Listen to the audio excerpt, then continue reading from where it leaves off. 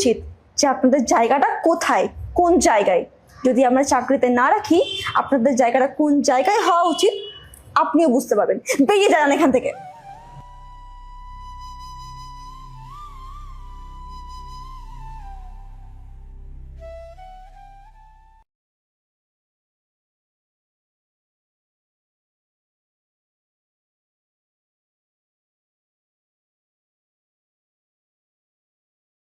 আর যেন মিটিংটা হয়ে যায়, নইলে খুব বড় প্রবলেম হয়ে যাবে রে। ও আপনারা চলে এসছেন? আচ্ছা বসুন, স্যার একটা মিটিংয়ে আছেন, একটু পরে আসছেন। স্যার প্লিজ একটু দেখুন না, যাতে ওনার সাথে এই মিটিংটা হয়ে যায়, মানে খুব বিপদে পড়ে যাব। আপনারা একটু অপেক্ষা করুন, আর আপনাদের তো অ্যাপয়েন্টমেন্ট নেওয়া আছে, একটু অপেক্ষা করুন, স্যার চলে আসবে। আমি স্যারকে আরেকবার গিয়ে বলে দিচ্ছি।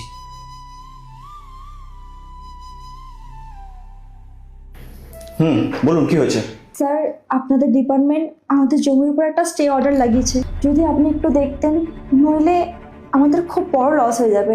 আমরা অনেক টাকা লাগিয়ে ফেলেছি। দেখুন, ব্যাপারটা হচ্ছে যে আপনারা যে কাজটা করছেন সেটা ইনলিগাল, তো এখানে আমি কিছু করতে পারবো না। স্যার এরকম বলবেন না। দিদি, ইনি সেই আঙ্কেলের ছেলেটা না, যিনি আমাদের বাড়িতে ড্রাইভারের কাজ করতো?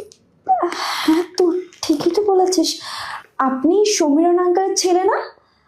হ্যাঁ আপনি তো। আমরা জানতাম যে আপনি একদিন অনেক বড় হবেন, আপনি একদিন কালেক্টর হবেন। আর দেখুন, সত্যি আপনাকে দেখে না খুব প্রাউড ফিল হচ্ছে। আপনি হয়তো আজকে আমাদের চিনতে পারছেন না, কারণ আপনি অনেক বড় জায়গায় চলে এসেছেন। খুব ভালো লাগছে। না না, আমি চিনতে পেরেছি।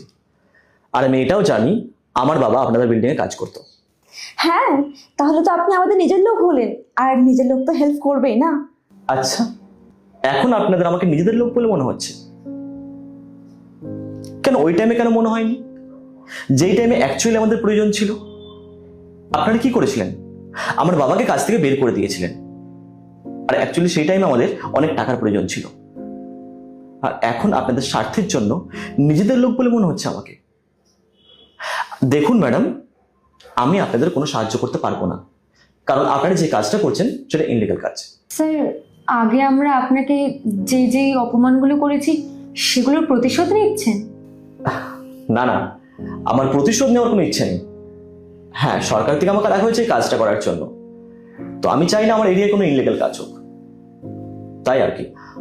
আপনারা আসতে পারেন।